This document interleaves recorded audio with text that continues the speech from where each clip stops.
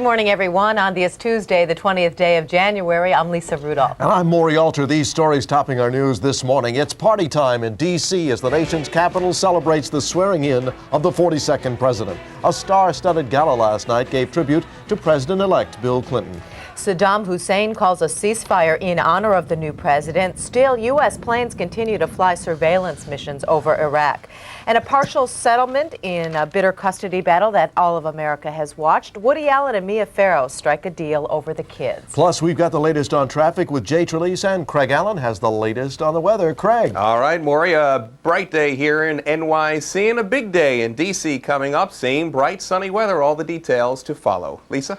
All right, Craig. Bill Clinton wakes up this morning a private citizen. But when this day is over, he will be president of the United States, the most powerful person in the world. And as Carol Martin reports from Washington, Mr. Clinton spent the night before his inauguration at a party with a few thousand of his closest friends.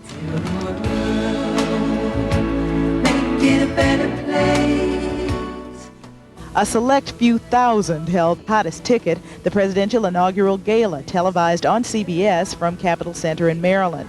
Cost of admission $100 to $1,000 each ticket, but what a show. God bless America,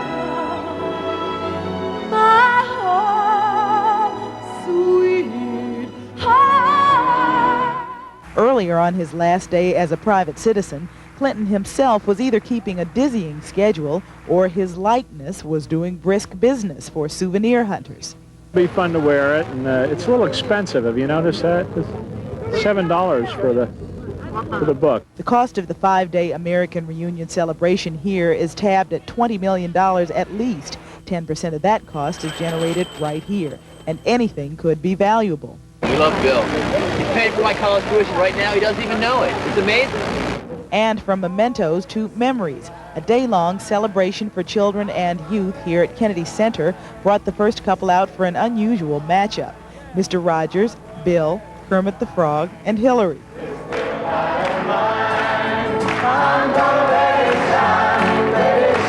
Fun was the prize here, but the underlying message was proving that children and their welfare will be top priority for both Clintons in their most challenging public service roles.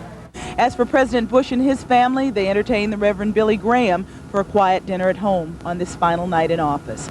From Washington, I'm Carol Martin, Channel 2 News.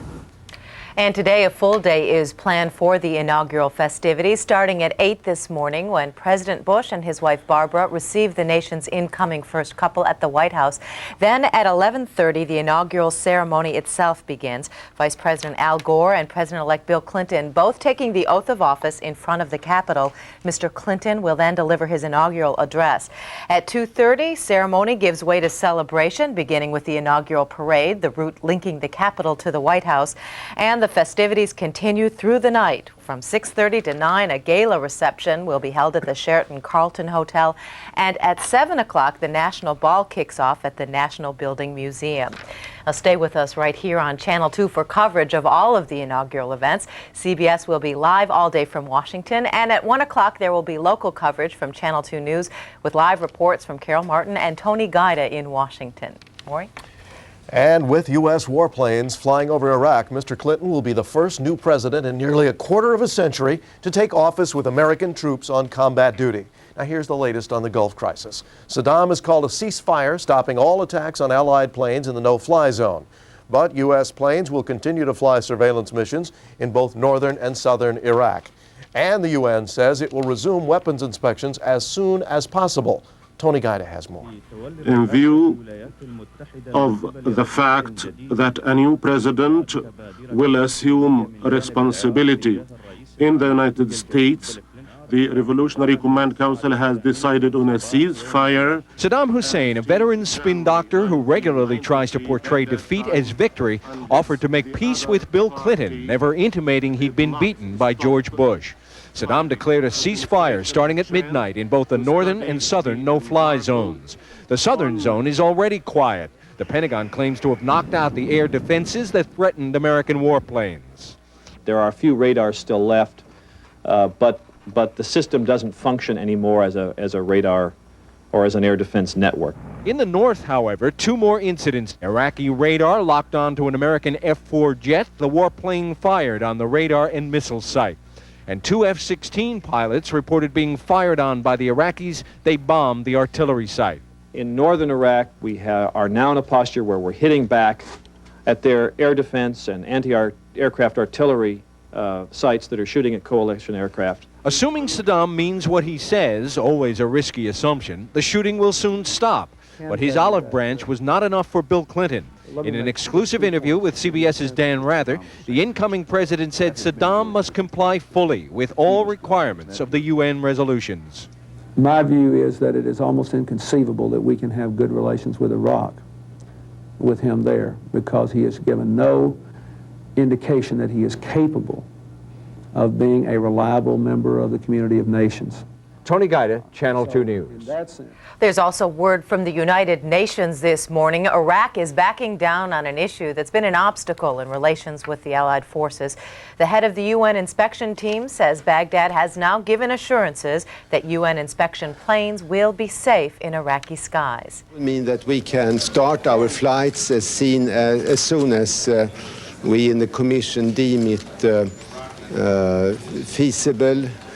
UN inspectors are responsible for finding and destroying Iraq's weapons of mass destruction. Officials say UN flights to Iraq could resume as early as tomorrow. Besides Iraq, Mr. Clinton will have another headache to worry about when he takes office: possible misconduct by his FBI director. William Sessions this morning says he didn't do anything wrong, despite government documents that show he did. The Justice Department yesterday released a report saying Sessions has been reprimanded for possible ethics violations. According to this report, the FBI director has been ordered to pay back the Treasury for personal expenses he improperly billed to the government. And President-elect Clinton's choice for Attorney General says she'll never break the law again. Zoe Baird went before the Senate Judiciary Committee yesterday, offering up an apology. Baird has come under fire for having hired illegal immigrants to take care of her young son. The couple from Peru worked for the Bairds for 2 years. That's a violation of federal law. The Senate Judiciary Committee still appears inclined to approve Baird's nomination. Several other Clinton cabinet appointees won committee approval yesterday, and they should win final approval after Clinton is sworn in. On Long Island, the indictment against the man accused of kidnapping Katie Beers is expected to be unsealed today, revealing details of Katie's account of her 16 days underground. Also today, there will be a custody hearing to determine where and with whom Katie will live.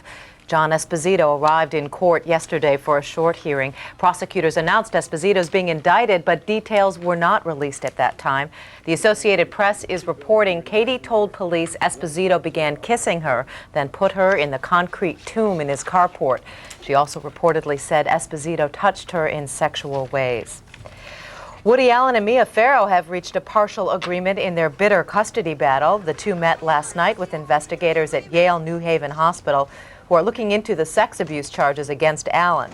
The deal calls for Allen to have visitation rights with the couple's biological son, Satchel. It also calls for their adopted daughter, Dylan, to resume therapy. Allen is still fighting for permanent custody of those two children, as well as another adopted son, Moses. 6:08. Good morning, Jay Trelease. Good morning. Good morning, Jay. You look lovely this morning. Thank you, Oh, Jay. thanks. Favorite colors? How are you? Very good, very good. We got My new best friend. Are we? I like that. Old best friend. It's not too bad out there in the Bronx. We have a stalled vehicle southbound on the Bruckner Expressway coming in through 138th Street. Hardly a delay, though, caused by that situation. Only a minor backup, really not that bad. Elsewhere in the Bronx, on the Cross Bronx Expressway around 3rd Avenue, a little bit of volume there. We had some earlier construction. That's been cleared. Southbound side of the Deegan is moving well as we head on down in through the George Washington Bridge, right on down in through the Triborough Bridge this morning. So far, so good on the Whitestone and the Throgs Neck bridges. Things are moving very, very nicely there. Out in Nassau County, the normal activity beginning to develop. The westbound LIE a bit slow coming in through the the Seaford Oyster Bay Expressway and then heavy again in through Glen Cove Road. Not a bad stretch, though, as we head in through the city. Northern State actually moving very nicely through the Meadowbrook, right on in through the Grand Central Parkway. The Southern State and Sunrise Highway looking good. In Queens, the westbound LIE beginning to build normal spots in through the Clearview. Some delays coming in through the Tanks. Grand Central Parkway heavy in through the 160s. Don't forget, alternate side suspended today. And my good buddy, Craig Allen. All right, Jay, and we have ourselves a bright sunny day coming up. And as I mentioned a little bit earlier, this is the third day in a row. We haven't done that all winter, I don't think. Temperatures today are also going to get milder than the last few. As you can see on this satellite photograph, a nice cutout. All that green, that's just the land showing there, a cutout in the clouds. And it's not only here, but much of the Northeast and Washington, D.C. will be bathed in sunshine today as well. Forecast calls for highs near or a little over 40 degrees today with bright sunshine. And then for tonight, we're dropping down to around 30 in the city. Next 5-day forecast is going to show the temperatures will stay fairly mild. We have increasing clouds for Thursday, a chance of rain Friday, clearing out for Saturday, maybe a little more precipitation around here on Sunday. But today, beauty. Temperatures up around 40 degrees. Lisa, Maury? That's what we want to hear. Thank you, Craig. Looks great. I'm going to go out and go for a walk. Sports is next. The rain when it gets lighter. The Rangers face a little brighter future as they unveil their newest weapon in their war on the ice. And in entertainment news, a look at whether Jean-Claude Van Damme's muscle-bound movie is showing strength at the box office. We'll be right back.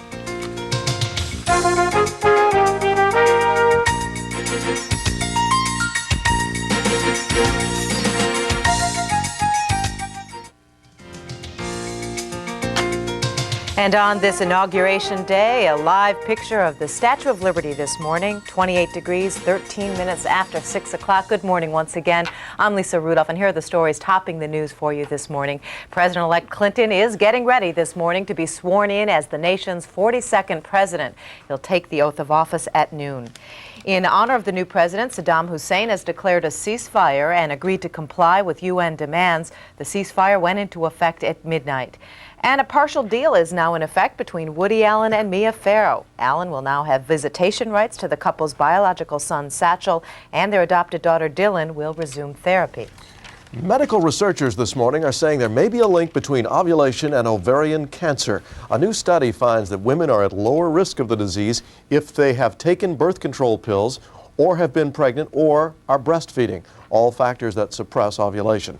The findings are reported in the Journal of the National Cancer Institute. Another candidate for the Giants' head coaching job just says no, and a Ranger rookie goalie does the job in his first big league game. Rock Road has that and more in this morning's sports report.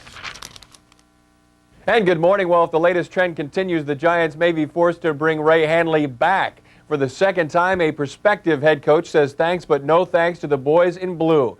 Yesterday, Cowboy defensive coordinator Dave Wannstedt officially became the new head man for the Chicago Bears. When you encompass the entire situation, and it all starts at the top, it all starts with the organization, you need to surround yourself with people that are committed, not for tomorrow, but for the future. And you add that to, as I mentioned earlier, to the tradition of the Bears and to the attitude of the people in Chicago.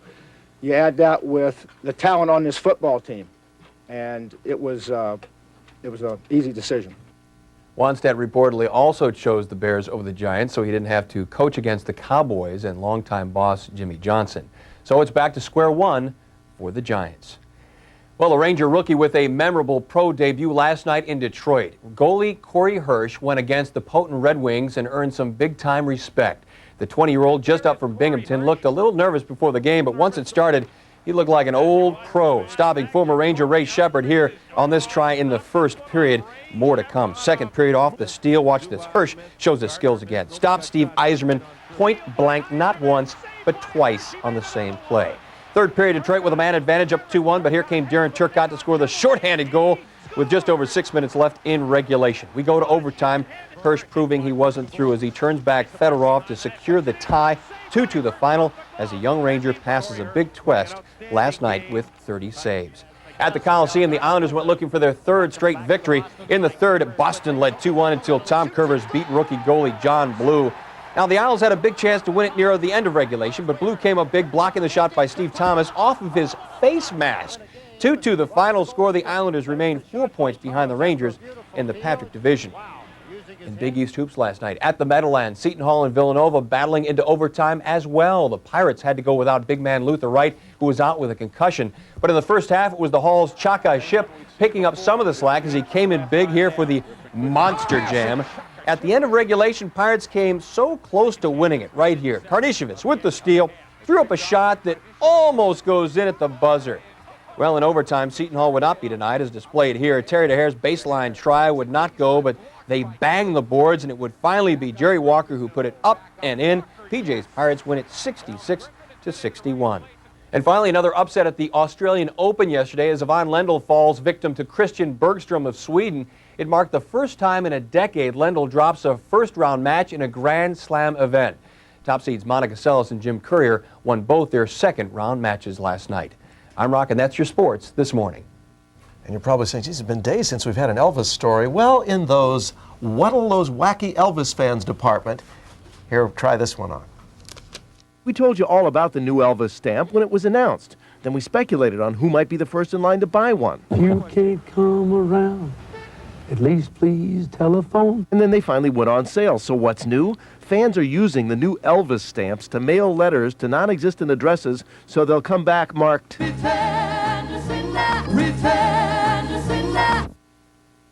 Get it? Well, anyway, I think it all proves some Americans have too much time on their hands. But they're really doing that. They are. And I know a person in our building who's been doing it for a couple of weeks. Wouldn't be Jay. Ah, those wacky Elvis Jay? fans. Well, what can I say? That was right, Lisa? Okay, yes. Oh, It's a rather... no Elvis imitations, please. No, I would never stoop to that. Anyway, let's get to the traffic. In Queens, the northbound side of the Van Wyck, a bit slow as we head on in through the Kew Gardens. Just the normal volume there. Grand Central Parkway coming in through the St. John's University area. LIE moves well in through Queens. As we head on over to the FDR Drive, the normal volume coming in through that construction zone around the teens. The lower East River crossings moving very nicely. So far, so good on the Hudson River crossings. Stalled vehicle in the Bronx on the southbound Bruckner around 138th Street, and alternate side of the street parking rules are suspended. Let's go over to Craig Allen. Oh, boy. What an act to follow. Temperatures across the area this morning are cold, but not quite as cold as yesterday morning. We have a wind chill to deal with, too. So, again, it's the gloves and the scarves. And if we take a look at this satellite photograph here, you're going to notice, as if we knew that it had to be sunny on Inauguration Day, it will be this year. Look at that slot of clear sky covering much of the Northeast, Washington, D.C. included. But obviously, you see a lot of cloudiness there, and eventually that will be headed this way. Forecast for today? Not today. Bright sunshine. Highs up around or a little over 40. Tonight, we will drop back down to below freezing, 20s in most of the suburbs. Next 5 days, well, there's the increase in the clouds during Thursday. Friday, we have a chance of rain. Mild enough for rain. Saturday and Sunday, temperatures still somewhat above normal. Lisa, Maury? It's supposed to be fairly mild in Washington today, isn't it? I think so, yeah. The week started off cold, but I think they'll climb above 40 degrees as well. Yeah, and still Jay will not be singing at the inaugural. Thank God. 1992 turns out to be a mixed bag for business. Booming for some banks, but a bust for Big Blue. And Bill Clinton's inauguration prompts the call for a European finance meeting. Business News is next.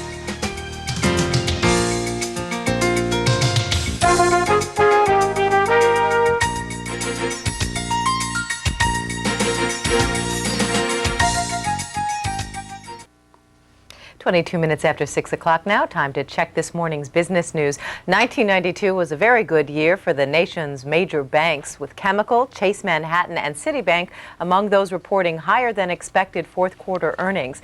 Banking industry analysts say troubles from bad real estate loans in the 80s are finally subsiding. For IBM, however, 92 brought the worst annual financial loss in U.S. corporate history, nearly $5 billion. As Big Blue goes through massive restructuring, its stock has declined to the lowest level in 18 years to $48 a share. Now, Eastman Kodak continues to struggle as well. It plans to lay off 2,000 workers, mostly at its Rochester headquarters, as well as cut back research and development. The company hopes to save $200 million this year. And this morning, a top European community official is calling for a special meeting of the finance ministers of the 7 leading industrial nations. The meeting to discuss the Clinton administration's economic strategy. Taking a look now at worldwide financial markets, they're certainly not showing too much excitement over Clinton's inauguration. In Tokyo, the Nikkei lost 288 points to close down 1 3/4%. The dollar was down against the yen. In London, stock prices were also lower in early trading. London gold opening 35 cents an ounce higher from yesterday's close in New York. On Wall Street, a late round of selling pushed blue chips lower. The Dow lost nearly 19 points to close at 3255.99. Bond prices did rise in anticipation of a new Clinton administration, 30-year treasuries yielding 7.30%. And speaking of celebrating, you could say Anheuser-Busch is swallowing up the competition. The world's largest brewer set an all-time industry record by selling nearly 87 million barrels of beer last year. Miller Brewing Company is second in U.S. market share, with Coors a distant third. And on the entertainment page this morning, the film Aladdin was #1 at the weekend box office. That tops our center stage report for this morning, as Disney's magical musical appears to be headed to become the most successful animated film of all time. Aladdin earned $10.9 million over the 3-day holiday weekend to knock A Few Good Men down to the second spot. The new survival story, Alive, earned $8.6 million to come in third. Jean-Claude Van Damme's Nowhere to Run opened in fourth. Madonna's Body of Evidence came in fifth, despite getting roundly panned by the critics, including our own. Scent of a Woman, The Bodyguard, Forever Young, Home Alone 2, and Chaplin rounded out the top 10. Now, Van Damme's new action feature did well, as we said, opening fourth at the box office. Entertainment editor Dennis Cunningham tells us if we should run to see Nowhere to Run. I am in search, personally, of the new true movie action hero, so I thought I'd give this Jean-Claude Van Damme a shot. Remember, people once laughed long and loud at Arnold Schwarzenegger. Yes, they did. And at Sylvester Stallone. Well, actually, they're still doing that. True. Steven Seagal has been box office lucky recently, but he's not the guy, not at all. Nor is Chuck Norris or Dolph Lundgren or Brandon Lee or many recent but already forgotten ones like Brian Bosworth, for example. We need a new true movie action hero, and now, with Jean-Claude Van Damme in Nowhere to Run, no. Where are you from? Quebec. What do you do there? What difference does it make? No, this doesn't seem much like an action movie, does it? But it's the sort of action movie Nowhere to Run is way too often. Now, most action fans, of course, will be yearning for sequences like this.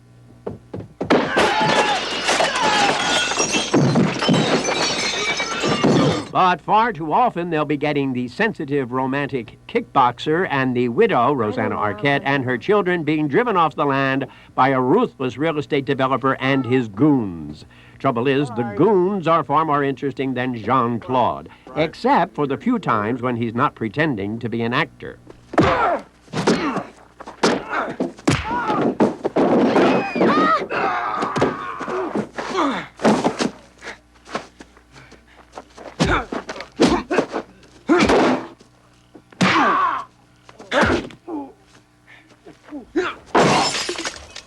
Also, that's why they call it a headlight. Did you know that?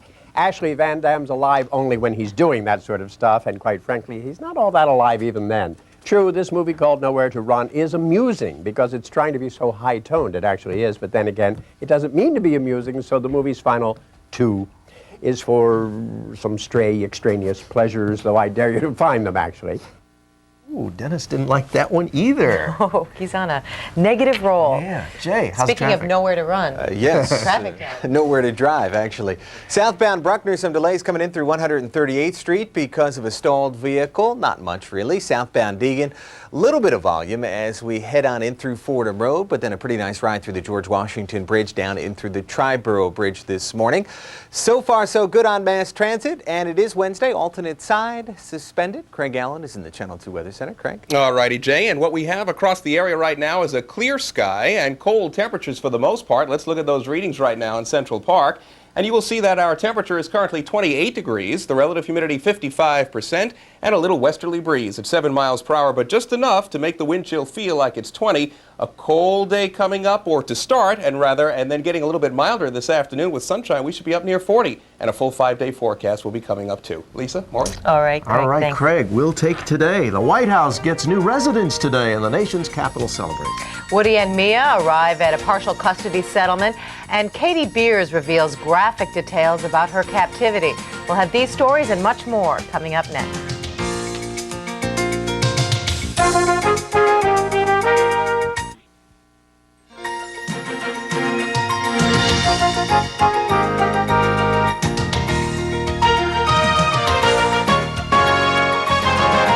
Good morning to you on this Wednesday, January 20th, Inauguration Day. I'm Lisa Rudolph. And I'm Maury Alter, and these are the stories topping our news this morning. The future of Katie Beers gets discussed today at a custody hearing. And at the same time, the indictment against John Esposito expected to be unsealed. Woody Allen will now get to see his son Satchel following an agreement with Mia Farrow. In a partial settlement, the couple's adopted daughter Dylan will resume therapy. A gala party in Washington, D.C. last night in honor of President-elect Bill Clinton. A star-studded group celebrated with Mr. Clinton on the eve of his inauguration. Plus, we've got Craig Allen, who has the latest on the weather, and Jay Trelease with the traffic. Jay. Well, so far a pretty quiet morning. Normal delays building in Queens, but it is Wednesday, alternate side suspended. Lisa, Maury? In just a few hours, President-elect Clinton will have the word elect removed from his title. At noon, he will be sworn in as our country's 42nd president. On his last night as a private citizen, he attended a gala event in his honor. Barbra Streisand was among the performers at the party at the Capitol Center. Michael Jackson also entertained the crowd of several thousand, which paid $100 to $1,000 just to be there. Despite the big-name stars, though, the man who got the biggest ovation was the president-elect himself. I will begin a journey that I hope will be our journey. I will do my best to be faithful to your trust, and I hope always, to the end of all of our days, you will all be very proud that you were here this evening and part of this week. Afterward, the Clintons joined a reunion of the group Fleetwood Mac and sang the theme song of his campaign, Don't Stop Thinking About Tomorrow. Well, earlier in the day, the president-elect visited the burial site of his political heroes. Surrounded by 20 members of the Kennedy family, Mr. Clinton visited the graves of John and Robert Kennedy. In an exclusive CBS interview with Dan Rather, Mr. Clinton had some pretty tough words for Saddam Hussein. My view is that it is almost inconceivable that we can have good relations with Iraq with him there, because he has given no indication that he is capable of being a reliable member of the community of nations. Mr. Clinton says he will not change U.S. policy toward Iraq. In Baghdad, Saddam Hussein is offering what appears to be an olive branch to the president-elect, but the Pentagon says vigilance will not be relaxed on this inauguration day. Now, here's the latest on the Gulf crisis. Saddam has called for a ceasefire on Allied planes in the contested no-fly zone. This a gesture of goodwill toward the incoming Mr. Clinton. But Pentagon sources say U.S. planes will continue to fly surveillance missions in both northern and southern Iraq, while the United Nations says it will resume its weapons inspections in Iraq. That could be somewhat risky, but the head of the UN inspection team says he has received assurances from Baghdad that UN planes would be safe in Iraqi skies. That would mean that we can start our flights as soon as we in the Commission deem it feasible. UN inspectors are responsible for finding and destroying Iraq's weapons of mass destruction. And up until now, Saddam has stubbornly refused to allow them open access to possible weapons sites. UN inspectors could get back to work by tomorrow. Lisa? In other news, for only the second time since last summer, Woody Allen and Mia Farrow have met face-to-face. And last night's meeting produced a partial deal in their custody battle. Carol Iavana reports.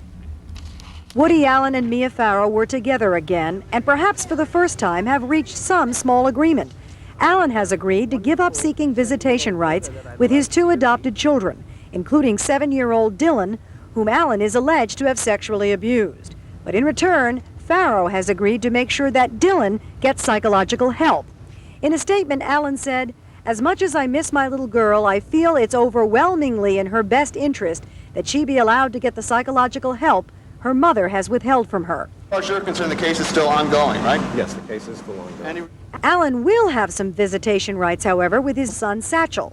It was just last week that Alan appeared at a court hearing in which Farrow's attorneys alleged that Alan had shoved Dylan's face in a plate of hot spaghetti and that Alan had sex with Mia's daughter, Sunyi Previn, with Dylan watching. Did she see you have sex with Suni? You must be joking. What a foolish question. Of course not. That experience may have prompted Alan to give up seeking visitation, since he would have had to appear at another court hearing next week. I think Mr. Allen is not anxious to testify under oath at this time. Alan is still being investigated by Connecticut State Police. Farrow has alleged that he sexually molested Dylan. While both sides agree this is a victory for the children, neither side is claiming victory in the case, because the custody battle will continue. In New Haven, Connecticut, I'm Carol Iavana, Channel 2 News. For a while yesterday, it looked as though a mistrial might be called in the Glen Ridge sexual assault case. Instead, Essex County Judge Benjamin Cohen held a closed-door hearing and decided to dismiss 2 of the 15 jurors on the case.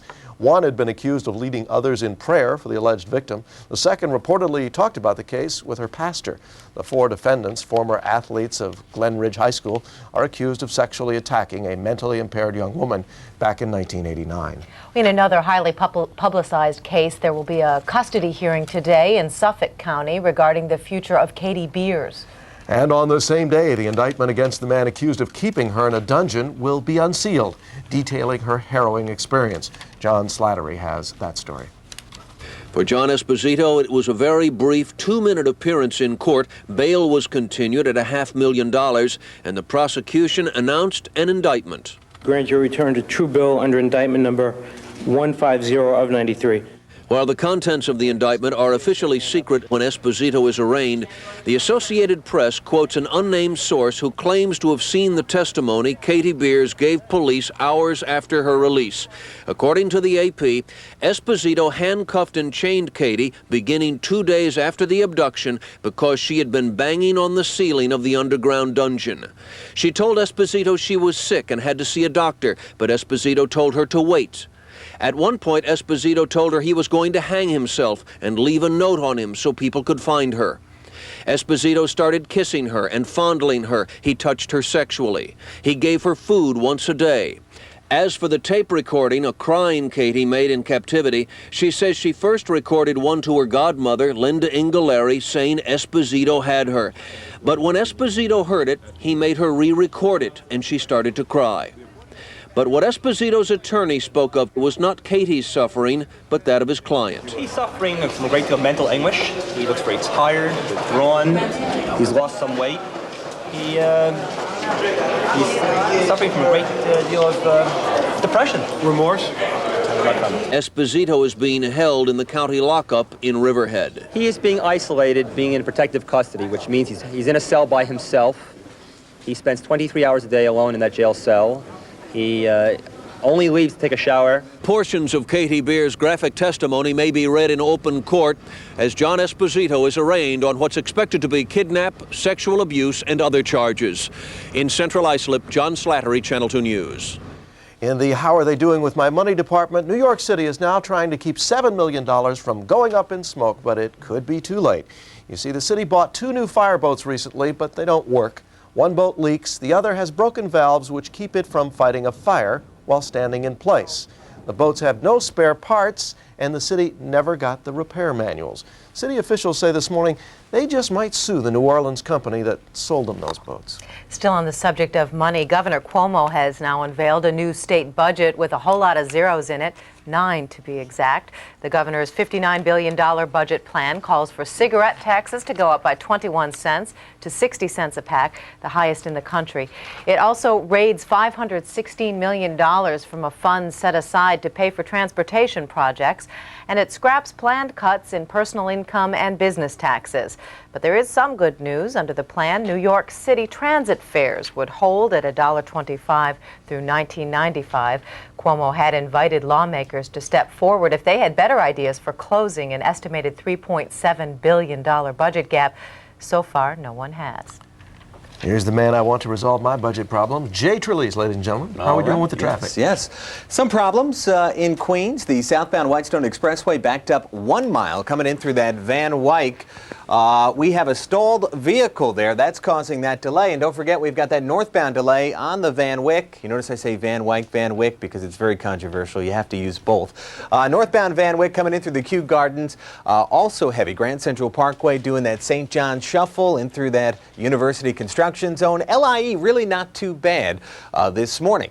As we check out Brooklyn, we've got some problems. The normal volume developing on the inbound Gowanus, the northbound side of the BQE, heavy from the Gowanus right on up through the Brooklyn Bridge. We got a stalled vehicle there causing that very, very substantial delay. So far, so good here at the lower East River crossings. No reported delays at the Hudson River crossings. Mass transit on time, alternate side, suspended. Craig Allen, Channel 2 Weather Center. All right, good morning, Jay. I'm just listening to some interesting conversation about astronomy and stuff like that. Anyway, we have the presidential inauguration today, and I thought you might be interested in this to take a look and see what has happened since January 20th. You know, not all inaugurations were held on January 20th. That's just within the last 30, 40 years or so. The coldest was back in '85, the warmest was in 1989, and you could see that it didn't rain on too many inauguration days. Snow flurries, only in 1969, and this satellite photograph is going to show that it is in the clear, the Washington, D.C. area once again today, so it should be a nice one. And our forecast is a pretty good one, too. It's calling for highs up around or a little over 40 with bright sunshine. And then tonight, we're dropping back down to just under freezing in the city, but 20s in the suburbs. Sunset as late as 4:59 now. We have a chance of rain getting in here about Thursday night or Friday with mild readings, and then partial clearing at least for Saturday. Right now in the city, it is currently 28 degrees. Lisa, Maury? All right, Greg. We didn't know if we wanted to see. Yeah, what radio stations are you listening to? You don't want to know what we were talking about. Okay. All right, here we go. Keep it a secret. Coming up later, the St. Patrick's Day Parade could be getting yet another sponsor. And in sports, a new face on the ice. Well, actually in goal. The Rangers' newest rookie shows his stuff. Do stay with us.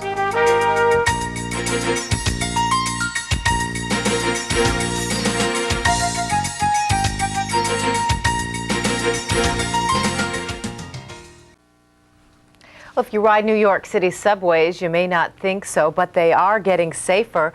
The transit police say violent crime in the subways dropped by more than 16% in November, the 26th straight monthly drop. And efforts to stop fare beaters also seem to be working. Paying customers were up nearly 9% at stations where fare beating patrols have been stepped up.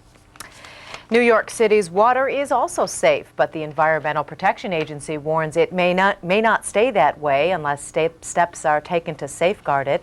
The EPA is giving New York City 1 year to build a water filtration system to clean upstate reservoirs.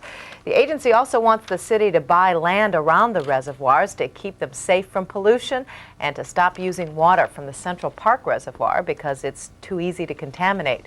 But the cleaner water comes at a cost. The tab for the filter system alone could cost $8 billion. Maury? I knew there was a catch there. The Giants head coaching derby continues to whirl this morning in sports.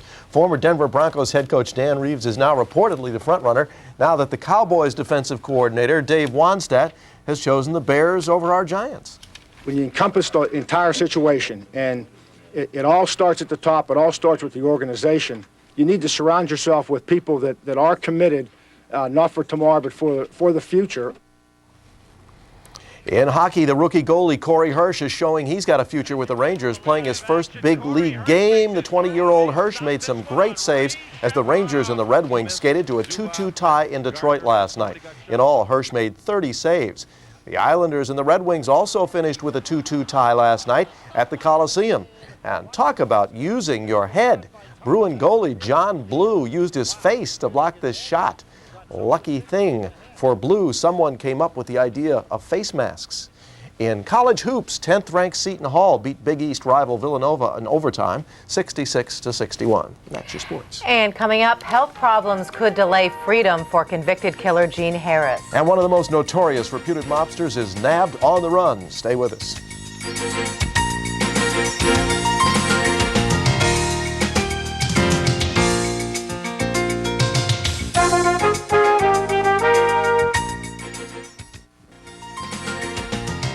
Good morning to you at 6:48, 28 degrees. Do we have a nice day coming up for you as you view the World Trade Center? It's going up to 40 degrees and sunny today.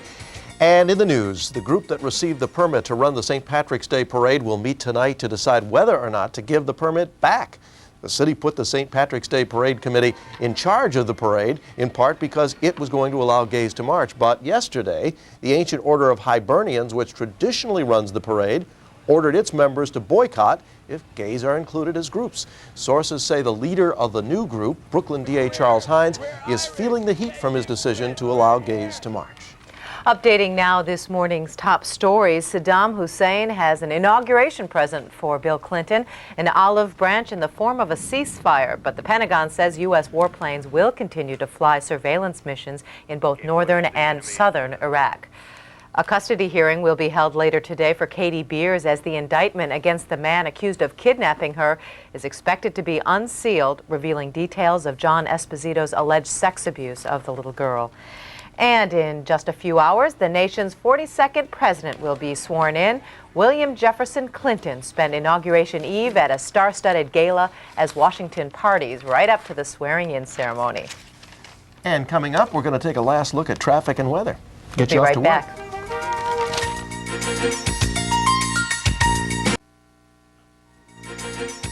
A glittery shot of the Hudson River this morning, 28 degrees at 6:52. Back in the news now, federal authorities say he's one of the most brutal and ruthless mobsters alive. But this morning, Anthony Gaspipe Queso is behind bars after being arrested yesterday as he got out of the shower at a home in Mount Olive, New Jersey. Queso has been a fugitive since 1990, and although he was on the run, authorities say he still allegedly helped run the Lucchese crime family. Queso is named in a 67-count indictment charged with murder, conspiracy, extortion, and other crimes. And convicted killer Jean Harris is scheduled to meet today with the State Parole Board, but her poor health could force a delay in that. Harris is at the Westchester County Medical Center, where her condition has been upgraded to good now, but the parole hearing could still be pushed back until her health gets even better. Harris is being treated for an apparent reaction to heart surgery she had last month. On the day of her operation, Governor Cuomo granted her clemency. Now the State Parole Board must decide on when Harris can become a free woman. And the Space Shuttle Endeavour is home safe this morning. Its 6-day mission ended with a touchdown yesterday at the Kennedy Space Center in Cape Canaveral, Florida. During the mission, the astronauts launched a communications satellite, and they also practiced spacewalking. The next shuttle mission is scheduled for late February. And they also experimented with that zillion-dollar toilet, which worked out just fine, and I know you all wanted to know that. I know Jay did. Yes, okay.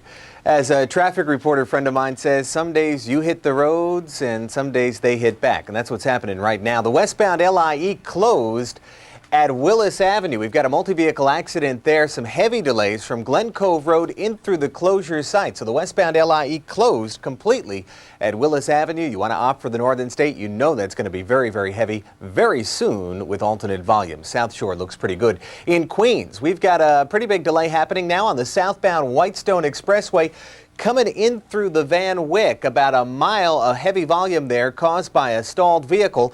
Also the northbound BQE in Brooklyn heavy this morning. As we head on up through the Brooklyn Bridge, we got a stalled vehicle there as well. Now the southbound West Side Highway, this is kind of freaky. Heavy delays from the George Washington Bridge down through the 150s. Apparently there's a fire underneath the elevated roadway. The smoke is now coming up over the roadway, and that is causing some rubbernecking delays.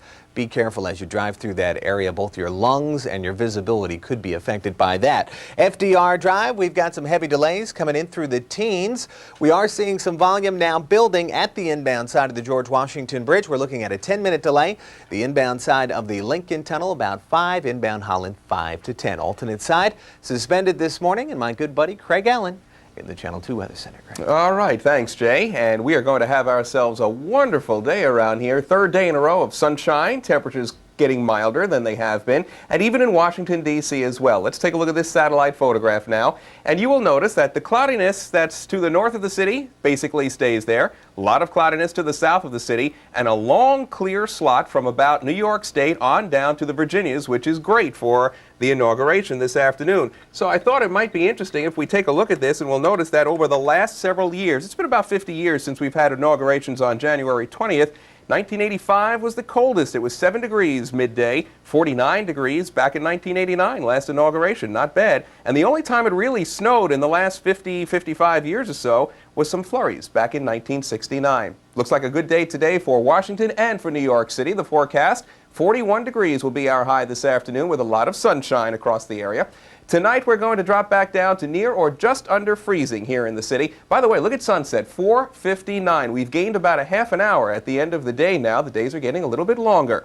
By the way, temperatures will drop into the 20s in some of those suburbs. Now, the 5-day forecast, 44 for tomorrow with an increase in clouds, and there was a lot of cloudiness on that satellite picture, so some of that is going to get in here, let's say Thursday night and Friday. I would think right now we'll have some rain around here Friday. Could briefly start as freezing precipitation well north and west of the city Thursday night, then over to the rain on Friday, partial clearing Saturday, and Sunday right now, just another chance for a brief period of rain or snow. In the city right now, Lisa, Maury, it's 28 degrees. All right, Craig, one thing. Frank Field called in. He said it was much colder at Lincoln's inauguration, and he was there.